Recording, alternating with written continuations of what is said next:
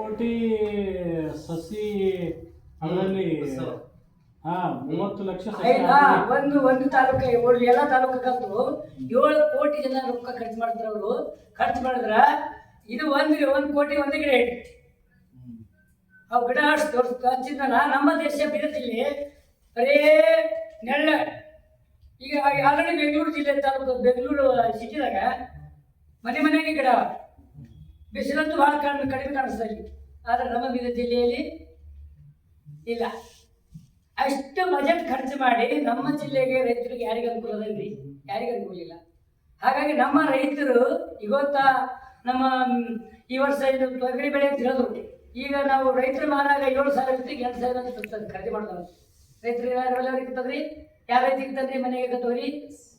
ಅವ್ರಿಗೆ ಕಾಪು ಗೊಬ್ಬರ ಬೀಜ ಬಿತ್ತನೆ ಏನು ಸದೆ ಸೂದಿ ಎಲ್ಲ ಬಂದಿರ್ತಾರೆ. ಸಾವುಕಾರ ಕೊಟ್ಟವರು ನಮ್ಗೆ ರೊಕ್ಕ ಕೊಡಪ್ಪ ರಾಶಿ ಮಾಡಿ ಅಂತ ಹೇಳಿ ಅದನ್ನ ಮಾರ್ಕೊಂಡು ಸಸ್ತ ಬಂಗ ಮಾರ್ಕೊಂಡು ಅವ್ರಿಗೆ ಕೊಡ್ತಾರೆ. ಇವತ್ತು ರೇಟ್ ಹೆಚ್ಚು ಮಾಡೋದು ಸರ್ಕಾರ. ಅದ್ರ ಉದಾಹರಣೆ ಏನು? ಬೆಲೆ ನಾವು ಬೆಳಿಬೇಕು, ಒಂದು ಕಡಿಮೆ ಬೆಳೆದ್ರೆ ಕಡಿಮೆ ರೇಟ್ ಏನು ಬೆಳೆಯುತ್ತೆ, ಏನು ಮಾಡ್ತಾರೆ ಆ ಕಂಪನಿ ಮಾಲಕ್. ಆದ್ರೆ ರೈತ ಮಾಲಕ ಇಲ್ಲ. ಇಲ್ಲಿ ಎಲ್ಲಿ ಬೆಳೆ ಹಾಕ್ತೇವೆ ಅವ ಮಾಲಕ. ಅವನ ಹಡ್ತಿ ಯಾರು ಹಡ್ತಿ ಗೊತ್ತಿಲ್ಲ, ಅವನೇ ಮಾಲಕ. ಅಂದ್ರೆ ನಮ್ಮ ದೇಶದಿಂದ ಈಗ ಒಂದು ಉದಾಹರಣೆ ಹೇಳ್ತಾ ಇದ್ದೀನಿ. ನಮ್ಮ ದೇಶದಾಗ ಅಂದ್ರೆ ನಾವು ಶಿಕ್ಷಕರಿರಬೇಕು.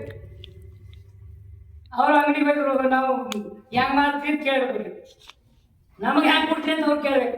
ಅದು ಇಲ್ಲ ನಮ್ಮ ದೇಶದ ರೂಲ್ಸು.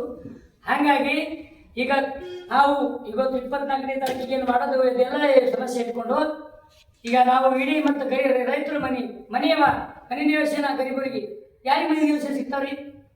ಮನೆ ನಿವೇಶನ ಯಾರಿಗೆ ದುಡ್ಡು ಯಾರು ಕೊಡ್ತಾರ ಅವ್ರಿಗೆ ಮನೆ ನಿವೇಶನ ಸಿಗ್ತಾವ. ಗರೀಬರಿಗೆ ಮನೆ ಎಲ್ಲಿ ಸಿಗ್ಬೇಕ್ರಿ? ಯಾರು ಕೊಡ್ಬೇಕು? ಇವತ್ತು ಗ್ರಾಮ ಪಂಚಾಯತ್ ಸದಸ್ಯರಿದ್ದಾರೆ ಇಡೀ ದೇಶ ತುಂಬ. ಬೀದರ್ ಜಿಲ್ಲೆಯಲ್ಲಿ ಇದ್ದಾರ. ಯಾರೆಲ್ಲ ಏನೇನು ಕೊಡ್ತಾ ಇದ್ದಾರೆ? ಒಬ್ಬರಿಗೆ ಮನೆ ಹಾಕ್ತಾ ಇದ್ದಾರ? ಯಾರು ಬಡವರು ರೊಕ್ಕ ಕೊಡೋದಾಯ್ತದನ? ಆಗಂಗಿಲ್ಲ. ಅಂಥವ್ರಲ್ಲಿ ದುಡ್ಡು ತಗೊಂಡು ಅಂತ ಕೆಲವರಲ್ಲಿ ಯಾರು ಕೊಡ್ತಾರೆ ಅವ್ರಿಗೆ ಮನೆ ಹಾಕ್ತಾರೆ. ನಾನೇ ಗ್ರಾಮ ಪಂಚಾಯತ್ ಮೆಂಬರ್ ಸಲ ನಾನು 200 ಮನೆ ಹಾಕ್ತೀನಿ ನಮ್ಮೂರಲ್ಲಿ. ಈ ಒಂದೊಂದು ಪ್ರಧಾನಮಂತ್ರಿ ಯೋಜನೆ ಅಡಿಯಲ್ಲಿ ಹಾಕಿಸಿದೆ. ಪ್ರಧಾನಮಂತ್ರಿ ಆವಾಸ್ ಮನೆ ಅಂತೇಳಿ ಈಗ ಆಲ್ರೆಡಿ ಈಗ ಕಮ್ಸೆ ಕಮ್ ಒಂದು 100-150 ಮನೆ ಬಂದಿರ್ತದೆ. ಕೊಡಲ್ಲ.